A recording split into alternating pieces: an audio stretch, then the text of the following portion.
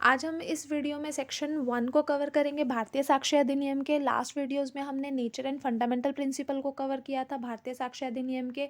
तो जो बेसिकली भारतीय साक्ष्य अधिनियम है, इसने इंडियन एविडेंस एक्ट को रिपील किया, रिप्लेस किया। कब से कमेंस में आया था ये सब देखेंगे, कितने पार्ट हैं, कितने सेक्शंस हैं इसके अंदर, इस चीज़ को कवर करेंगे। एंड किसके ऊपर इसकी एप्लीकेबिलिटी होती है, किसके ऊपर ये एप्लीकेबल नहीं होते, आज इस वीडियो में हम इसको कवर करेंगे। तो जो हमारा भारतीय साक्ष्य अधिनियम है, इसके 4 पार्ट हैं, 12 चैप्टर्स हैं एंड 170 सेक्शंस हैं एंड 1 शेड्यूल है। इंडियन एविडेंस एक्ट के अंदर भी हमें एक शेड्यूल दिया गया था, बट आफ्टर सम टाइम उसको क्या कर दिया गया, रिपील कर दिया गया। तो जो सेक्शन 170 है हमारा भारतीय साक्ष्य अधिनियम का, वो इंडियन एविडेंस एक्ट को रिपील करता है। ठीक है, अब क्या मतलब हुआ इसका कि 1 जुलाई 2024 के बाद से हमारा इंडियन एविडेंस एक्ट कहीं पर भी एप्लीकेबल नहीं होगा, उसकी जगह पर क्या, भारतीय साक्ष्य अधिनियम ये एप्लीकेबल होगा। ठीक है, अब इसका मतलब ये हुआ कि जो हमारे न्यू क्रिमिनल लॉज हैं वो क्या होंगे, प्रोस्पेक्टिव इफेक्ट देते हैं। प्रोस्पेक्टिव एंड रिट्रोस्पेक्टिव इफेक्ट का मतलब क्या होता है, प्रोस्पेक्टिव इफेक्ट मतलब कि आगे आने वाले टाइम पर जो एप्लीकेबल होते हैं, इन फ्यूचर पर एप्लीकेबल होते हैं, एंड जो प्रेजेंट टाइम पर एप्लीकेबल हो रहे हैं वो होंगे आपके prospective effect. And retrospective effect क्या होता है, जो आपके पास्ट टाइम पर एप्लीकेबल हो। ठीक है, तो जो हमारे जितने भी हमारे केसेस हैं 1 जुलाई 2024 से पहले वाले, उन पर सेम हमारे जो पुराने क्रिमिनल लॉज थे वही एप्लीकेबल होंगे, लाइक आईपीसी, सीआरपीसी, एविडेंस, यही सब एप्लीकेबल होंगे। बट जो हमारा भारतीय साक्ष्य अधिनियम है वो क्या है, इंडियन एविडेंस एक्ट को रिपील करके आए, उसको रिप्लेस करके आए, तो लेंगे तो हम इसमें एविडेंस ही ना। तो जो एविडेंस है वो वर्ड कहाँ से आया, उसको हमने एविडेंशिया वर्ड से डिराइव किया, जिसका मतलब होता है टू बी क्लियर। मतलब कि हमें क्या करना है, क्लियर करना है कि एक फैक्ट दिया हुआ है हमें। फॉर एग्जाम्पल एक फैक्ट है, फैक्ट का मतलब क्या होता है ये डेफिनेशंस में कवर करेंगे। अभी के लिए एक फैक्ट मतलब कि कोई स्टेट ऑफ थिंग जिसको हम अपनी 5 सेंसेस से परसीव करते हैं। जो पर्सन के पास, एक इंडिविजुअल के पास 5 सेंसेस होती है। ठीक है, किसी पर्सन ने किसी भी चीज़ को देखा, टच किया, वो सारी चीज़ क्या होगी, फैक्ट हो गई।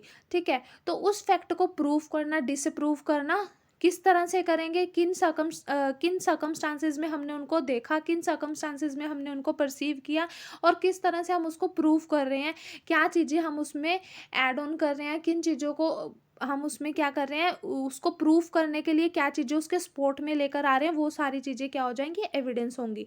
ठीक है, तो इंडियन एविडेंस एक्ट को ड्राफ्ट किसने किया था, सेंट स्टीफन ने इसको ड्राफ्ट किया था। अब सेक्शन 1 को कवर करेंगे।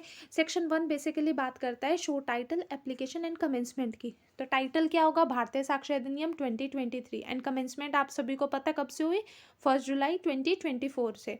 ठीक है, अब इसकी एप्लीकेबिलिटी कब, किन पर होगी एंड किन पर ये एप्लीकेबल नहीं होगा। सबसे पहले तो ये जुडिशियल प्रोसीडिंग जितने भी होगी उनके ऊपर एप्लीकेबल होगा, जितने भी कोर्ट होंगे, ट्रिब्यूनल्स होंगे, उनके ऊपर एप्लीकेबल होगा।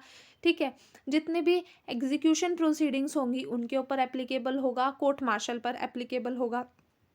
अब जो एग्जीक्यूशन प्रोसीडिंग है ये आपको सेक्शन 1 के अंदर मतलब बेसिकली प्रोवाइड नहीं किया गया कि एग्जीक्यूशन प्रोसीडिंग पर भी भारतीय साक्ष्य अधिनियम एप्लीकेबल होगा। बट जब हम क्या करते हैं, कोर्ट में आपका केस चलता है, जजमेंट आ जाती है, जजमेंट आने के बाद हम उसको एग्जीक्यूशन में डलवाते हैं। एग्जीक्यूशन का मतलब उसको एग्जीक्यूट करवाते हैं कि अब ये फोर्स में आ जाए। तो एग्जीक्यूशन प्रोसीडिंग पर भी हमारा जो हो भारतीय साक्ष्य अधिनियम, ठीक है, ये एप्लीकेबल होगा। देन आएगा नॉन एप्लीकेबिलिटी, किन के ऊपर ये एप्लीकेबल नहीं होगा, किन किन के ऊपर नहीं होगा। फर्स्टली तो एफिडेविट के ऊपर एप्लीकेबल नहीं होता, क्योंकि हम एफिडेविट को एज ए स्ट्रॉन्ग एविडेंस नहीं मानते, एविडेंस ही नहीं मानते बेसिकली।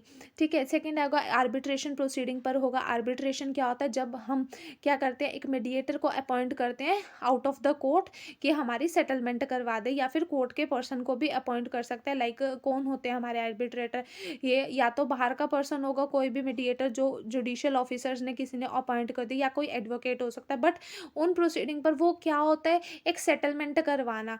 ठीक है, तो उनके ऊपर क्या होगा, एप्लीकेबल नहीं होगा। डिपार्टमेंटल प्रोसीडिंग्स पर एप्लीकेबल नहीं होगा। ठीक है, तो ये हमारा सेक्शन 1 कवर हुआ। Hope you will